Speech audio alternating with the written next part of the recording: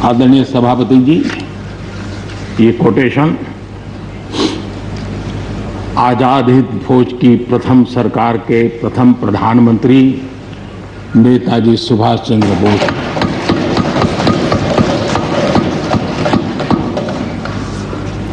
और संयोग है कि 125वीं जयंती आज हम मना रहे हैं।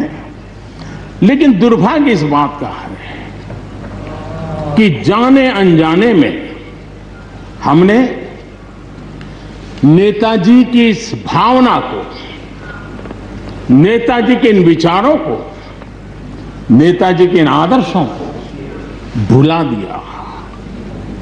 और उसका परिणाम है कि आज हमको कोसने लग गए। मैं तो कभी कभी हैरान हो जाता हूं। दुनिया जो हमें कोई शब्द पकड़ा देती, हम भी उसको पकड़ करके चल पड़ते हैं।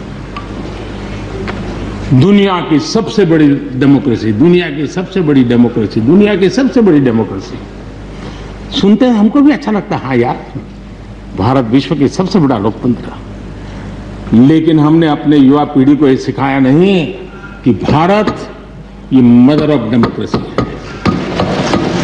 ये लोकतंत्र की जननी है। हम सिर्फ बड़ा लोकतंत्र है ऐसा नहीं है, यह देश लोकतंत्र की जननी है। ये बात हमें हमारी आने वाली पीढ़ियों को सिखानी होगी और हमें गर्व से इस बात को बोलना होगा, क्योंकि हमारे पूर्वजों ने विरासत हमें दी है। भारत की शासन व्यवस्था डेमोक्रेटिक है। सिर्फ इसी वजह से हम लोकतांत्रिक देश नहीं है। भारत की संस्कृति, भारत के संस्कार, भारत की परंपरा, भारत का मन लोकतांत्रिक है और इसलिए हमारी व्यवस्था लोकतांत्रिक है। ये है इसलिए ये है ऐसा नहीं है, मूलतः हम लोकतांत्रिक हैं इसलिए ये है। और ये कसौटी भी हो चुकी है देश की। आपातकाल के उन दिनों को याद कीजिए, न्यायपालिका का हाल क्या था, मीडिया का क्या हाल था, शासन का क्या हाल था। सब कुछ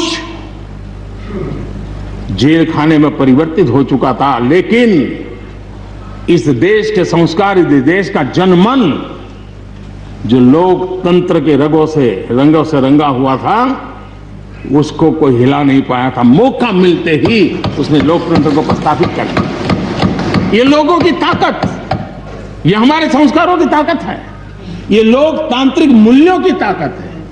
मुद्दा ये नहीं है कौन सरकार नहीं, मैं उसकी चर्चा नहीं कर रहा हूं और न ही मैं ऐसी चीजों में अपना समय लगाने के लिए यहां आप लोगों ने मुझे बिठाया है।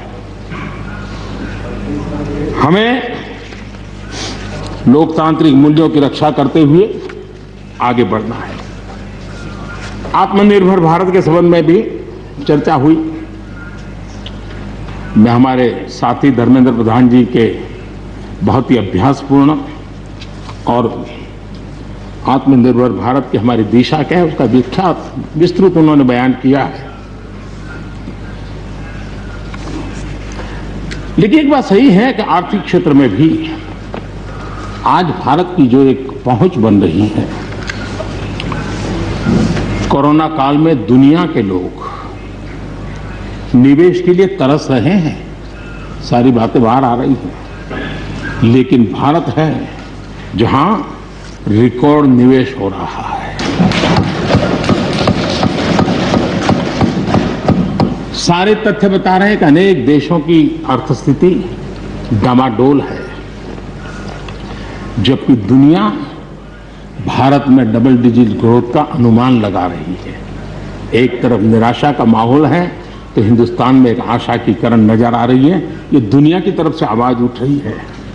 आज भारत का विदेशी मुद्रा भंडार रिकॉर्ड स्तर पर है। आज भारत में अन्न उत्पादन रिकॉर्ड स्तर पर है। भारत आज दुनिया में दूसरा बड़ा देश है जहां पर इंटरनेट यूजर है। भारत में आज हर महीने 4 लाख करोड़ रुपए का लेन देन डिजिटली हो रहा है, यूपीआई के माध्यम से हो रहा है, यूपीआई के माध्यम से। याद कीजिए, यहाँ के इसी सदन के भाषण में सुन रहा था 2 साल 3 साल पहले। लोगों के पास मोबाइल कहाँ है, टिकना कहाँ है, लोग डिजिटल कैसे करेंगे। ये देश की ताकत देखिए, हर महीने 4 लाख करोड़ रुपए भारत मोबाइल फोन के निर्माता के रूप में दुनिया का दूसरा सबसे बड़ा देश बना है। भारत में रिकॉर्ड संख्या में स्टार्टअप्स, यूनिकॉर्न्स, और जिसका विश्व में जय जयकार होने लगा है, इसी धरती पर हमारी युवा पीढ़ी कर रही है। रिन्यूएबल एनर्जी के क्षेत्र में विश्व के पहले 5 देशों में हमने अपनी जगह बना ली है और आने वाले दिनों में हम ऊपर ही चढ़ते जाने वाले हैं। जल हो, थल हो, नभ हो, अंतरिक्ष हो, भारत हर क्षेत्र में अपनी रक्षा के लिए अपने सामर्थ्य के साथ खड़ा है। सर्जिकल स्ट्राइक हो या एयर स्ट्राइक, भारत की कैपेबिलिटी को दुनिया ने देखा है। आदरणीय सभापति जी, 2014 में जब पहली बार मैं इस सदन में आया था, इस परिसर में आया था, और मुझे नेता के रूप में जब चुना गया था, तो मेरे पहले भाषण में मैंने कहा था कि मेरी सरकार गरीबों को समर्पित है। मैं आज दोबारा आने के बाद भी यही बात को दोहरा रहा हूं, और हम न हमारी डायरेक्शन बदली है, न हमने डाइल्यूट किया है, न डाइवर्ट किया है। उसी मिजाज के साथ हम काम कर रहे हैं, क्योंकि इस देश में आगे बढ़ने के लिए हमें गरीबी से मुक्त होना ही होगा। हमें प्रयासों को जोड़ते ही जाना होगा। पहले के प्रयास हुए होंगे तो उसमें और जोड़ना ही पड़ेगा। हम रुक नहीं सकते, जितना कर लिया बहुत है, नहीं रुक सकते, हमें और करना ही होगा। आज मुझे खुशी है कि जो मूलभूत आवश्यकता है ईज ऑफ लिविंग के लिए, और जिसमें से आत्मविश्वास पैदा होता है, और एक बार गरीब के मन में आत्मविश्वास भर गया, गरीब खुद गरीबी को चुनौती देने की ताकत के साथ खड़ा हो जाएगा। गरीब किसी का मदद के मोहताज नहीं रहेगा।